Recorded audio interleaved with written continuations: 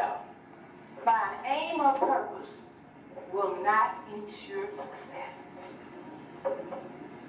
But life requires that we don't wait for our expressions to come in. We must aggressively work. And you'll find out that you're going to have to take risks, though. Do you know that the greatest hazard in life is to risk nothing? If you take a risk, you have a purpose in mind. If you can't risk, you have to risk something.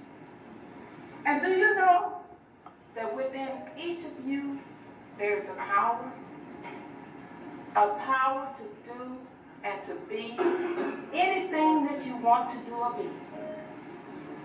It is a power that's, when properly cultivated, can raise a group of people from the lowest rails of poverty and malice and hatred to the highest portions of prosperity and peace.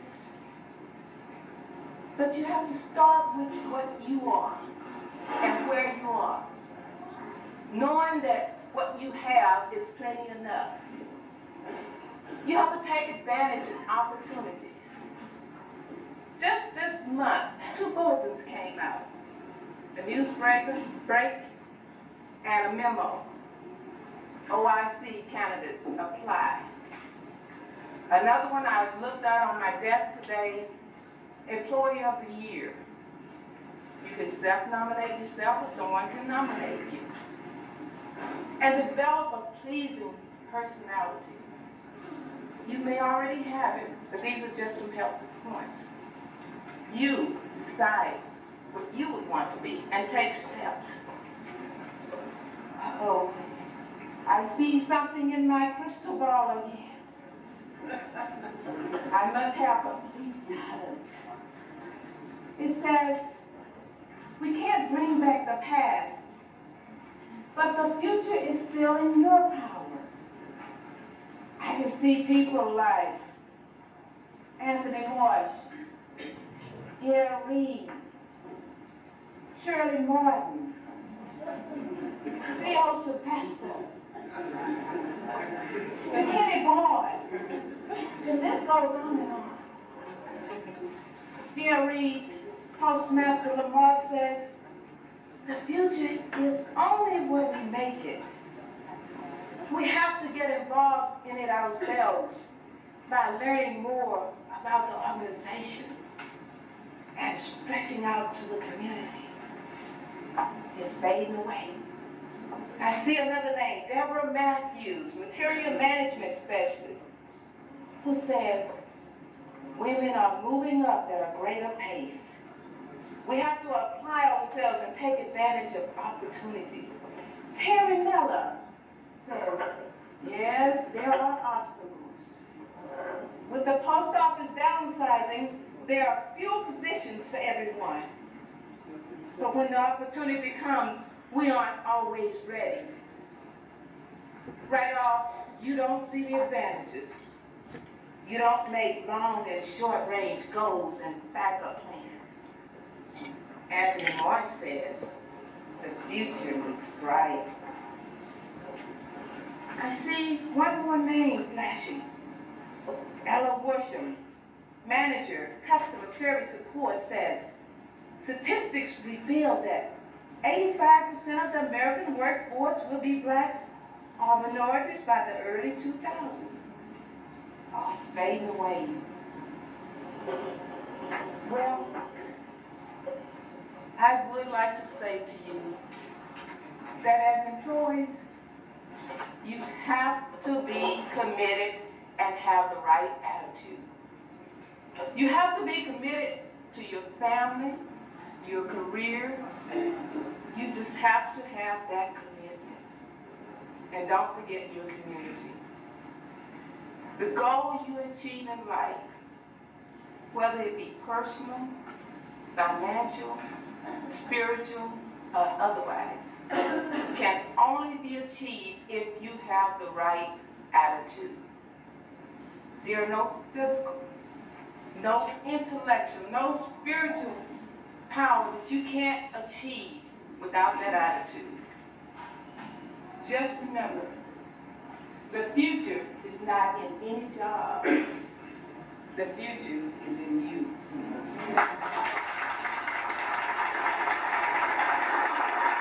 What are you going to do? How are you going to succeed? Because we have adopted that 11th commandment, thou shalt not quit. I'd like to bring Mr. Tyson to introduce our next guest speaker.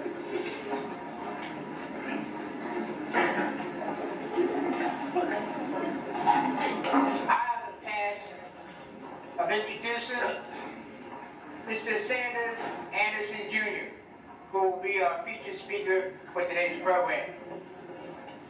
In 1968, Mr. Anderson received his BA from Southern University, majoring in political science. He then matriculated at Atlanta University for his master's, which was conferred in May 1972. In 1981, he received his PhD in political science at Atlanta University. After spending 2 years in the Army, Professor Anderson began his professional career in Atlanta, Georgia as a field representative project director with the Atlanta Urban League career by being appointed assistant professor in political science at Southern University. Won Ford Foundation Fellowship 1971 through 1974. Historically Black College Summer Fellow, summer 1980. Member, Public Affairs Roundtable 1980. I give you Professor Sanders Anderson Jr.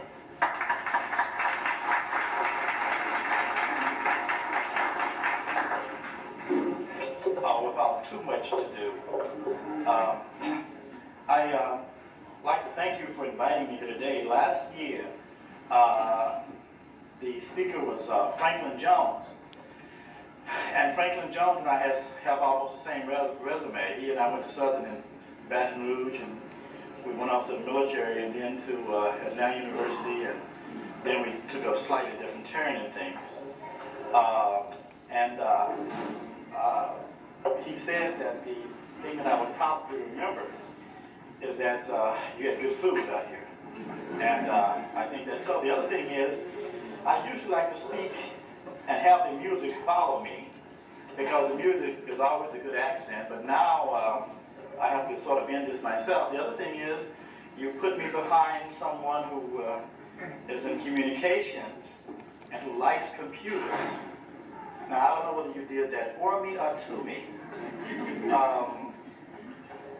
I was asked to speak on some very specific things, and I shall try to make this as brief as possible, and hopefully it's useful. When I talked to Mr. Gonzalez, he asked that I look at the sort of the evolution of what we call ourselves as African Americans over periods of time. And he asked that I sort of look at race relations today to see how far we've come.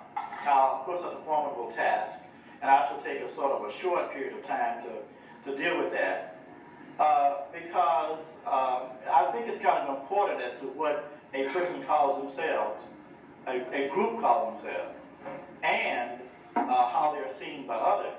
But more importantly, we define who we are, other people define who they are, and then we go from there. My children went to school in New Orleans when they were there, called Indiana Work Study Center. It was a Pan-African preschool. They were taught that we are an African people, and they were taught that, of course, that black people came from Africa, and the struggle for the liberation of black people in the United States was central to the struggle for black people in Africa also. We had learned earlier from the group that was here, but I guess the other thing I should say is, good afternoon. I always begin my classes that way. This morning I had a class at 11, American Foreign Policy. And I normally started that way, and I was kind of messing around, and my class was waiting, and finally they spoke. And I wanted to see what they were going to be doing. And I was always taught to speak to people before you begin anything. I suspect we probably have the same mother and father in that regard. We learned earlier, and you already knew that, of course, that Africans came to the United States first before the Mayflower. A book that I could commend to you, you probably already heard of. There's a book by Laurent Bennett Jr. called Before the Mayflower. And Laurent Bennett Jr., of course, works for Ebony, and he is a marvelous writer. He is a journalist by training, and therefore his writing is probably a little bit better than a lot of us who are purely academicians. And what we find is that a lot of the words that are part of the vocabulary in the United States come from Africa, particularly in certain places around South Carolina. Of course, a lot of the African dialects are there, but a lot of things we do, a lot of the foods we eat come from Africa. Now, I'm not going to argue, as some do, that everything happened in the United States happened because of African people. No. But the problem that we find in a large measure is that African people and Latino, Hispanic, Mexican American people, depending on what a particular group wants to call themselves, have contributed much to our society. And by contributing much to our society, oftentimes that is overlooked. And that is why we're celebrating things like this. We're celebrating occasions like this, and we should keep doing so to show that there have been other contributions to American society other than the ones that we have traditionally been led to believe. We all know better, but sometimes we tend to forget that. The other thing that happens is that I'm so happy to see this for your second occasion, I guess, and you seem to be so strong in it. And because there are a lot of people who are getting rather weak when it comes to celebrating African American History Month. They are tired of it. And I don't say we cannot get tired of it until it becomes a part of the general curriculum. I've often said you cannot understand the history of the United States without understanding that of the African American, and perhaps others. You cannot understand the history of Texas without understanding the history of Mexicans. That is simply, and if you do not understand that, you have not learn history. Trying to edit as I go. When we look at the terms of how we call ourselves, during the years from slavery to freedom, many freedom-loving Americans preferred to call themselves, call the slaves Negroes or blacks, and some even use the euphemism servants rather than the blunt word slaves. Now, black people were kept as slaves, but our ancestors were people who were enslaved rather than slaves. And I think that's an important distinction. And I would not feel comfortable if I were in a room and a beeper didn't go off. So maybe that's not a beeper, I guess. And a pager rather. Yeah, I would just, in my classes, I think I'm going to put on my outline, no pages. At least you got to turn them down so they'll vibrate. In fact, I saw somebody in class one day, sometimes I'm a disciplined speaker too. So I saw somebody in my classroom sort of shudder. I said, what's the matter? Is your pager vibrate?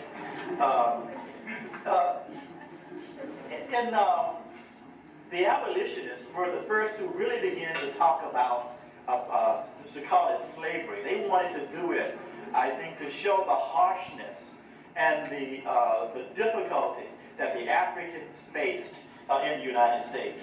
So then they used the word slave, cotton slave, slave, and all that. Slave auction, slave breeders, slave pen. All of those were euphemisms, are real names that refer to certain kind of things associated with our ancestors. Another term that has been used over periods of time is, of course, the term black. We'll get to that a little bit, but slaves were called like black buyers, cotton slaves, field slaves, free persons, fugitive slaves.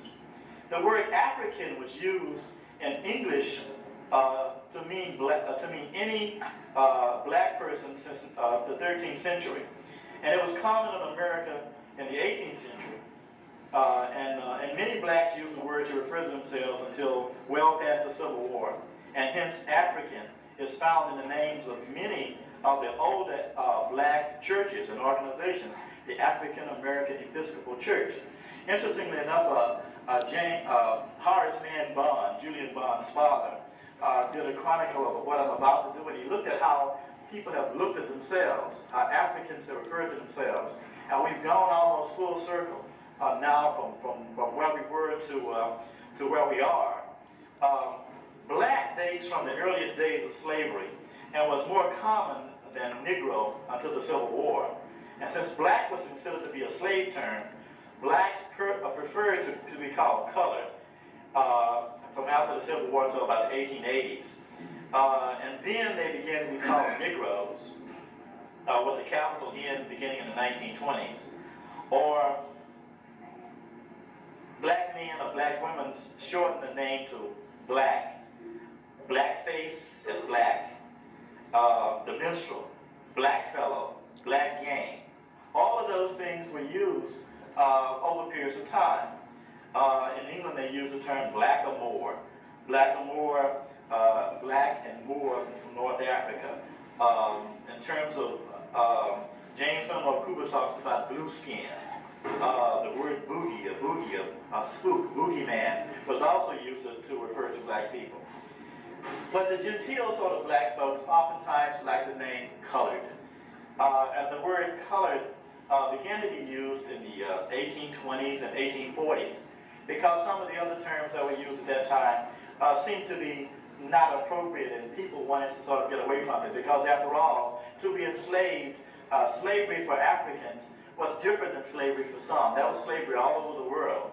But in the United States, and slavery in the United States, but we were the only persons who were held sort of as chattel slaves. And that is, you were born a slave, your children were born a slave, their children were born slaves, unless they were emancipated some kind of way, and you died that way. And no other people in the United States, of course, had to suffer that particular indignity.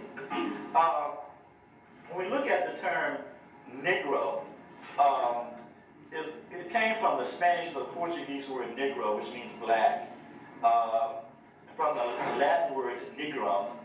After all, I am a teacher, okay, so we have to stop this stuff. And then it sort of proceeded on to the British. Now, the English are the first ones to record the use of the word nigger in 1587. And when the first slaves were brought to American colonies in 1619, a person named John Rope from Jamestown wrote in his journal, Dutch ship sold us 20 niggers with the N-A-G-A-R-S. And the term nigger came as a part of the British words from the Portuguese. And of course, all of the other connotations that are attached to that are a part of the lexicon. Now, about 2 years ago, of course, a number of black leaders or so met, and they decided that we would call ourselves African American instead of some of the other terms. In the 1960s, early 1960s, Afro-American began to be used. And then later on, we began to use the term black, as in say it loud. The notion of black had to be used as sort of exercising some demons, because African people were obviously darker in skin, although we're all different kind of colors. So to say that one was black was an admission, was an acceptance, and also a proclamation of who I am and what I am, and that is what I am. And so I remember when James Brown record came out, really a year before that, James Brown had this song called America Is My Home, where he talked about how people talked about America but just trying to kick him out. And he got a lot of criticism from African Americans, and because of the connotation. And then so the next year he bought this and he could say it loud, I'm black and I'm proud, so to regain his status as Soul Brother #1. What we had then at that period of time, was the move started saying that we are black and we are proud. I remember a person named Stokely Carmichael, now called Kwame Ture, who spoke last week at Texas Southern, and who was influenced by Malcolm X and others, who said of himself in terms that I got thick lips, I got kinky hair, and I got good rhythm. And that was all a part of the movement toward accepting a pride in heritage, a pride in self.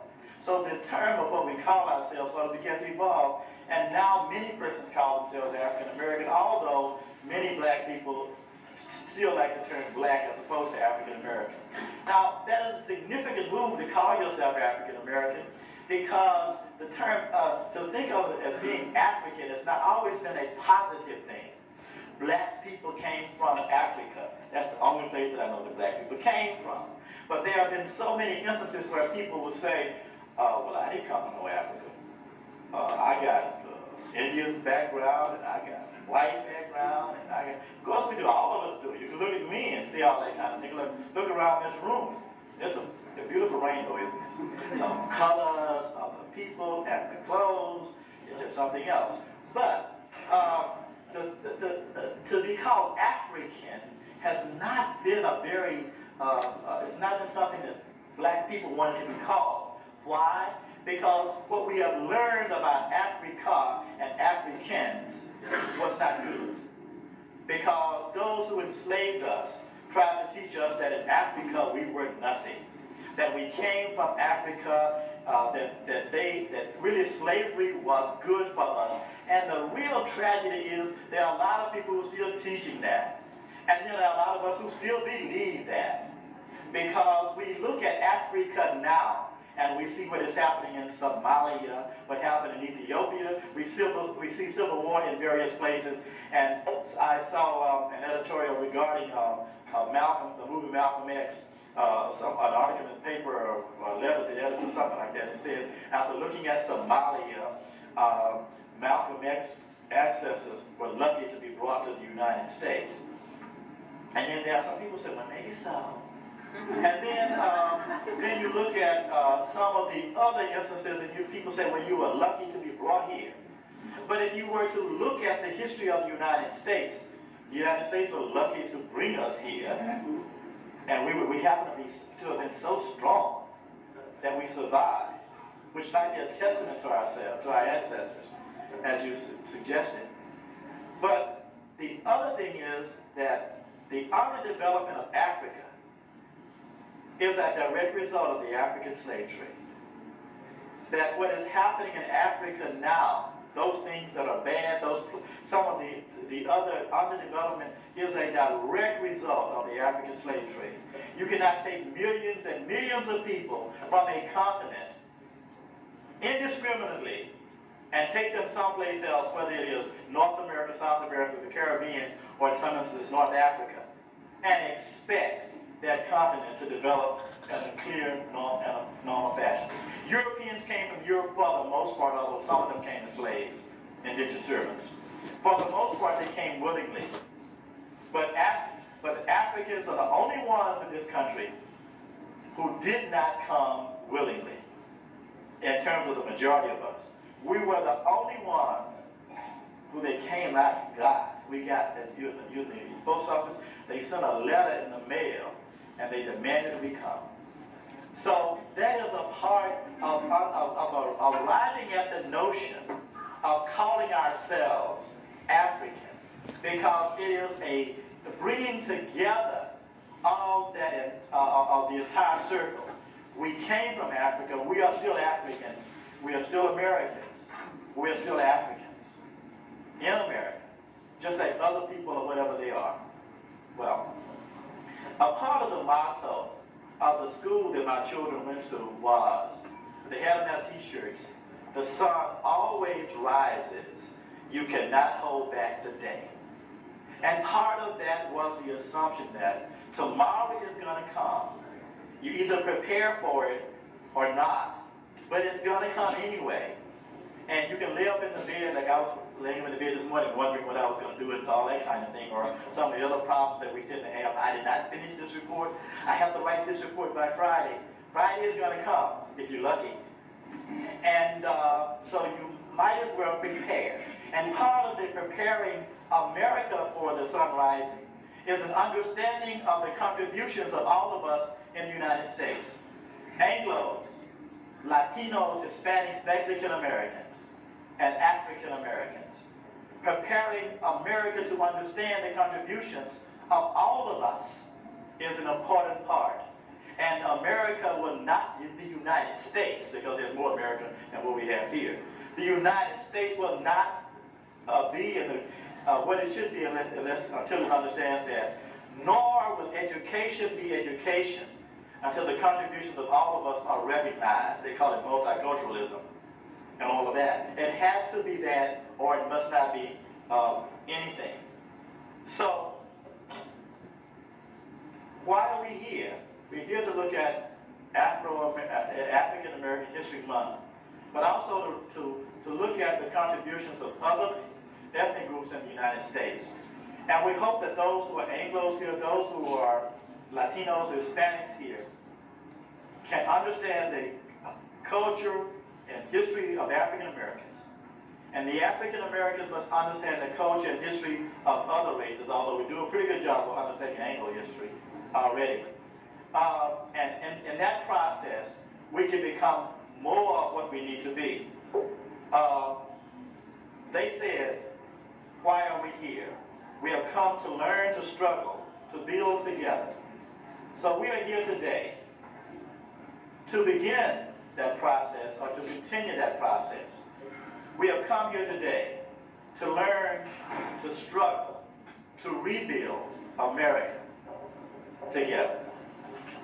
Thank you.